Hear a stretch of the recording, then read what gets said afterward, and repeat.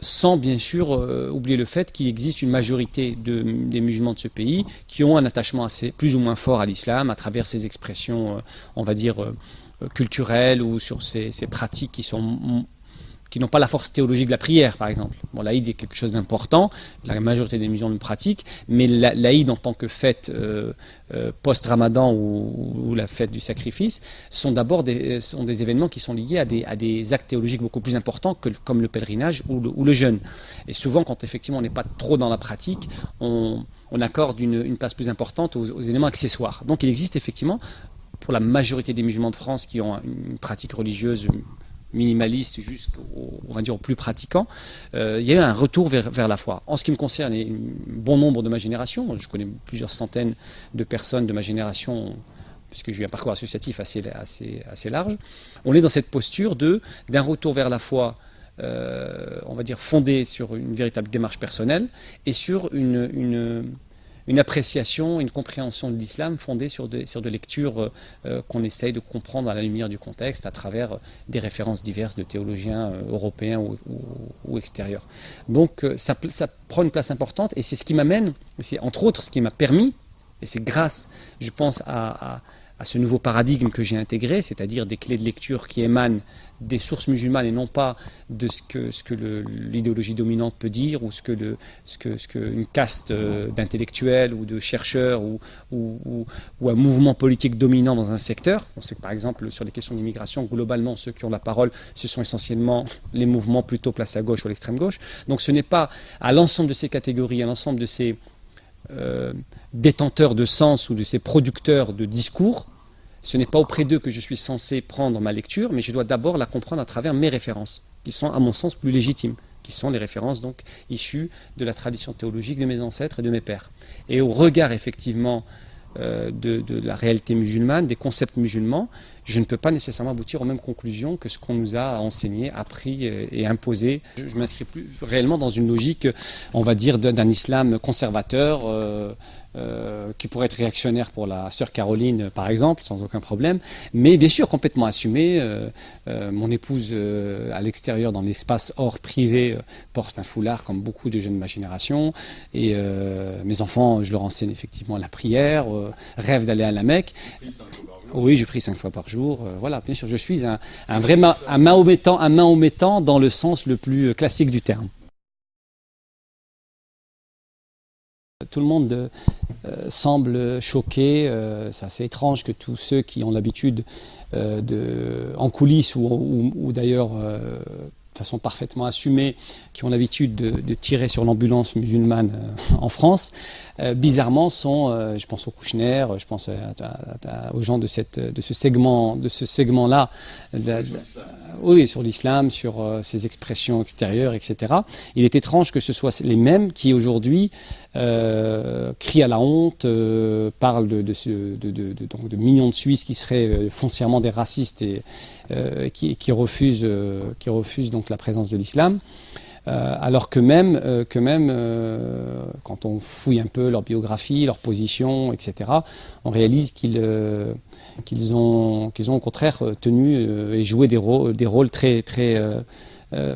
précis dans l'importation du clash des civilisations, dans le dénigrement de l'islam et dans sa stigmatisation, ce qui est assez étrange. Pourquoi je dis effectivement que s'il avait lieu en France et de manière générale en Europe, on aurait une majorité de la population européenne et française qui exprimerait le même avis, et en France on frôlerait peut-être même les 70% parce que j'aurais aussi voté avec, pour une raison très simple. C'était une boutade, c'était sous forme de boutade, mais c'est la réalité, c'est-à-dire qu'il y a un décalage, à mon sens, entre, et c'est la question première, je pense, pour les populations héritières de l'immigration, c'est qu'on n'a pas compris d'abord à quoi la véritable histoire de l'immigration, à quoi elle a servi, comment elle a été utilisée, comment nos pères ont été non pas exploités comme des pauvres immigrés, etc., ce que la doxa veut nous dire, mais que l'immigration a une fonction très claire dans le système économique capitaliste moderne.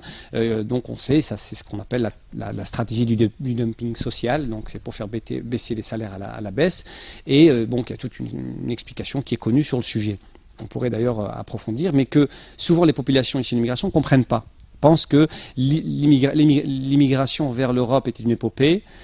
C'est un exil qui a été forcé, qui a été subi, donc où il y a toute une mythologie autour, des souffrances, et que les politiques de discrimination cumulées au racisme inhérent à la société et à la mémoire comment dire, au racisme systémique des cadres et des hauts fonctionnaires de l'État, etc., les relégations urbaines, etc., etc. Donc tout ce mythe, enfin je pense que c'est un mythe, parce qu'on a besoin de mythes pour se forger et se projeter, fait qu'on est enfermé en tant qu'héritier de l'immigration dans cette vision-là. Et on ne réalise pas qu'en face, donc les populations autochtones, donc c'est-à-dire les Français qui étaient là avant nous, puisque nous sommes des Français récents, mais il y avait des Français qui étaient là avant nous et qui ont une histoire plus enracinée dans ce pays que nous, ils subissent en silence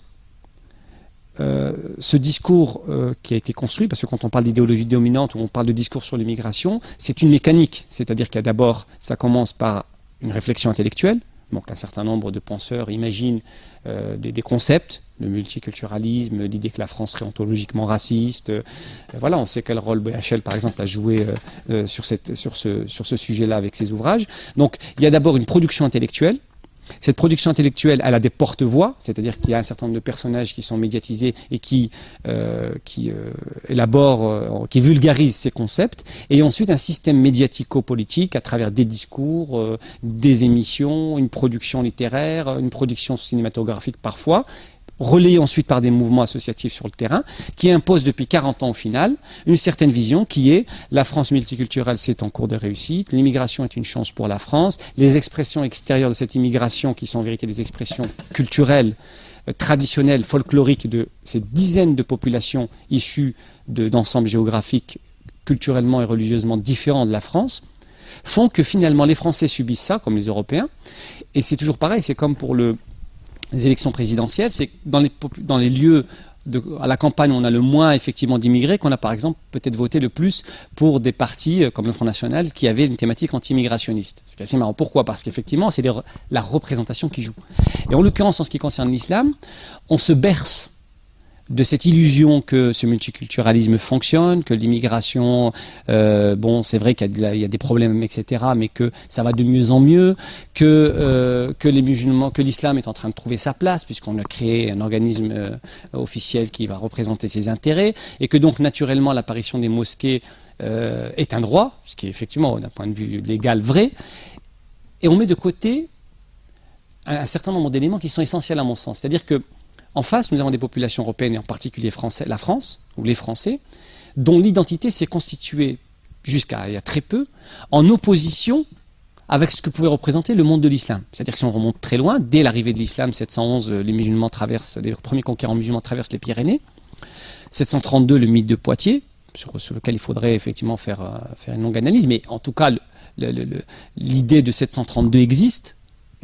Charles Martel, on l'apprend à l'école, a arrêté les Sarrasins à Poitiers. Donc, de Poitiers aux croisades, de l'imagerie coloniale donc des indigènes dont la France avait une mission de civilisation, donc qui était dans une posture d'être éduqués, etc. Donc, jusqu'aux banlieues, la société française s'est souvent construite en partie dans son identité face à ce monde